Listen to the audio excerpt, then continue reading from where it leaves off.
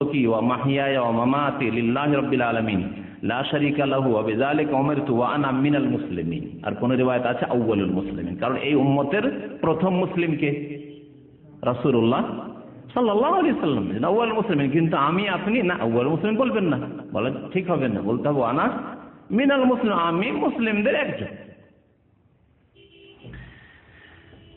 তারপরে আরো কিছু দোয়া পড়তেন ওর সাথে, আল্লাহুম্মা আনতাল মালিক লা ইলাহা ইল্লা আনতা সুবহানাকা আনতা রাব্বি ওয়া আনা আবদুকা যালামতু নাফসি ওয়া আতারাফতু বিযামবি ফাগফির লি যুনুবি জামিআন ইন্নাহু লা ইয়াগফিরু যুনুবা ইল্লা আনতা ওয়াহদিনি লি আহসানিল আখলাক লা ইয়াহদি লি আহসানিহা ইল্লা আনতা ওয়াসরিফ আন্নি সাইয়্যাহা লা ইয়াসরিফ আন্নি সাইয়্যাহা ইল্লা আনতা লাব্বাইক ওয়া সা'দাইক ওয়া আনা বিকা ওয়া আলাইকা ওয়া ইলাইকা ওয়া লা মানজা মিনকা ওয়া লা মালজা ইল্লা ইলাইক আস্তাগফিরুকা ওয়া আতুবু ইলাইক। তিরমিজি ক্বালা হাযা হাদিসুন হাসানুন সহিহ। এই হাদিসটি হাসান, অত্যন্ত সুন্দর এবং সহিহ।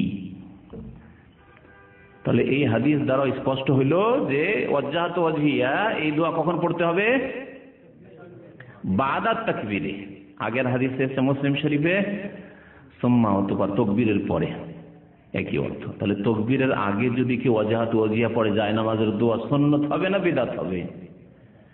হাদিসের মোতাবেক আমল হবে না হাদিসের বিরোধিতা হবে? বিরোধিতা হবে। হাদিসের বিরোধিতা করে নামাজ পড়বেন।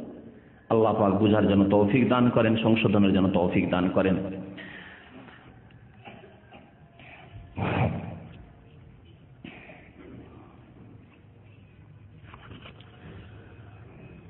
পাঁচ নম্বর মাসলা তা হচ্ছে যে আমাদের দেশের মানুষরা সানাতে একটি মাত্র দোয়া মুখস্থ রাখে, ওইটি পড়ে, ব্যাস ওই একটি শেখানো হয়েছে, বাকি আর দিশাই দেওয়া হয়নি যে আরো কিছু আছে, আরো বহু কিছু আছে, কিছুই জানানো হয়নি।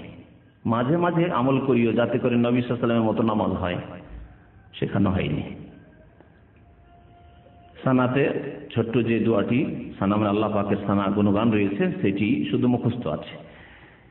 এই ক্ষেত্রে নবী করিম সাল্লাল্লাহু আলাইহি ওয়াসাল্লামের একটি হাদিস দ্বারা প্রমাণিত হলো যে ইন্নী ওয়াজহাতু ওয়াজহিয়া লিল্লাযী ফাতারাস সামাওয়াতি, এটা পড়তেন তাকবীরের পরে।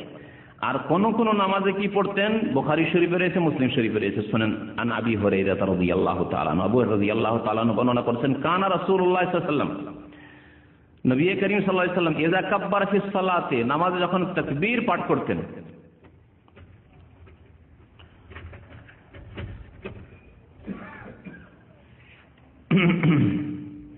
নবী সাল্লাল্লাহু আলাইহি ওয়াসাল্লাম যখন নামাজে তাকবীর পাঠ করতেন, সাকাতা হুনাইহাতান, অল্প কিছুক্ষণ নীরব থাকতেন। তাকবীর বলে কিছুক্ষণ চুপ থাকতেন, নীরব থাকতেন।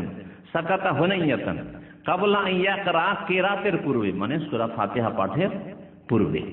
ফাকুলতু ইয়া রাসূলুল্লাহ বিআবি আনতা ওয়া উম্মি, আবু হুরায়রা রাদিয়াল্লাহু তাআলা আনহু বললেন যে আমার মাতা পিতা আপনার উপর কুরবান যাক, মানে আপনার জন্য আমি আমার আম্মা আব্বাকে উৎসর্গ করতে প্রস্তুত রয়েছি।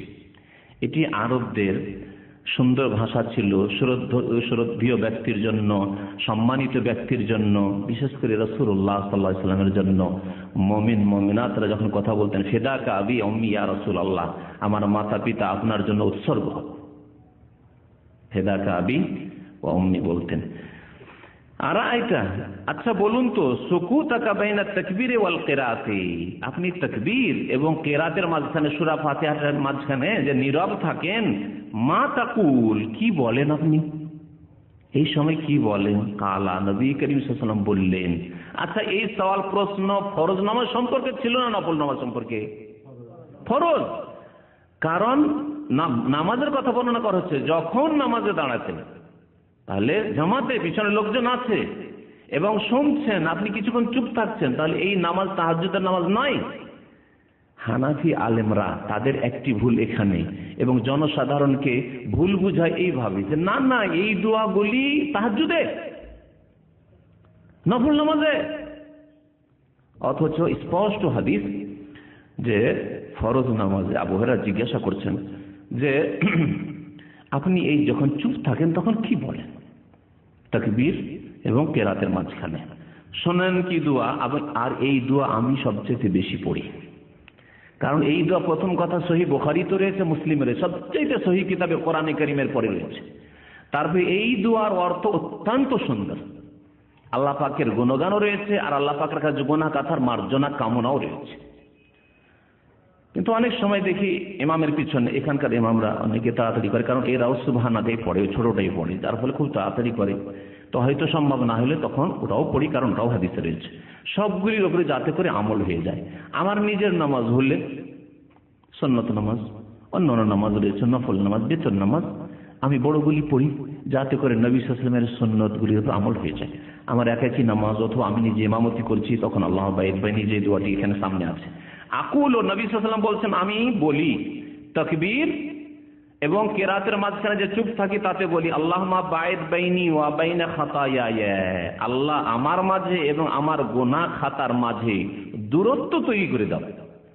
কামা বা'আদতা বাইনাল মাশরিকি ওয়াল মাগরিবি, যেমন তুমি দূরত্ব সৃষ্টি করেছো পূর্ব পশ্চিমের মাঝে।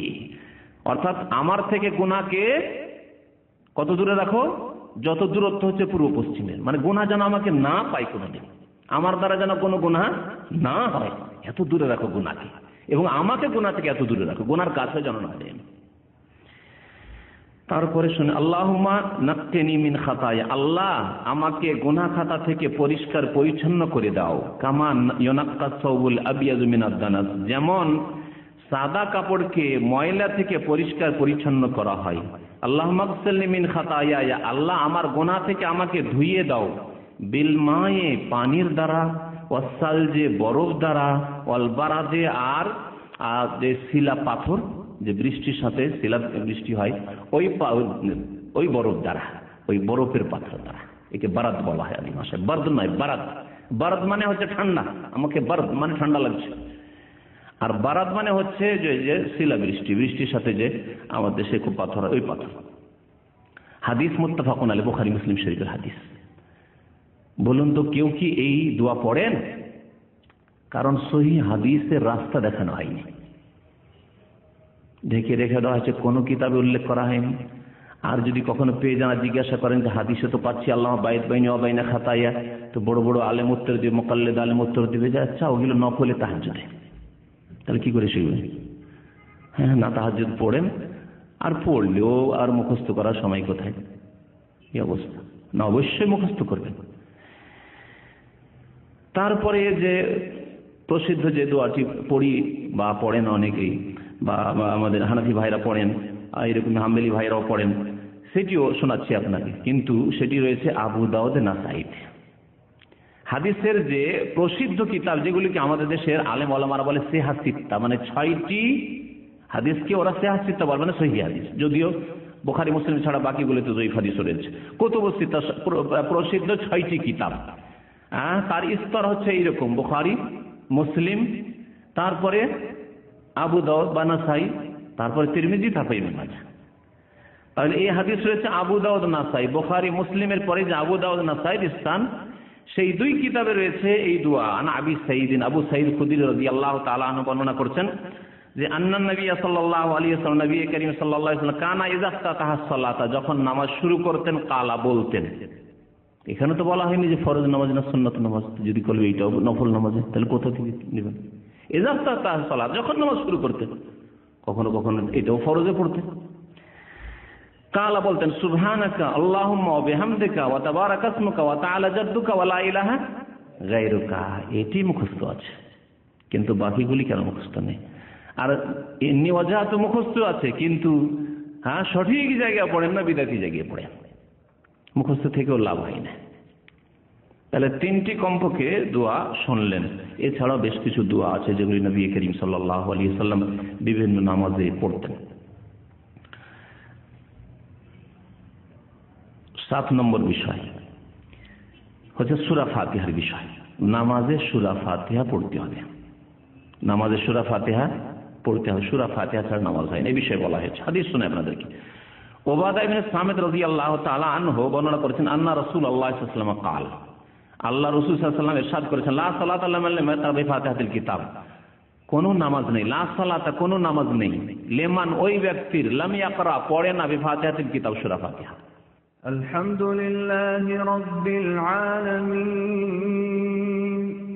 আর রহমানির রহিম মালিকি ইয়াউমিদ্দিন إياك نعبد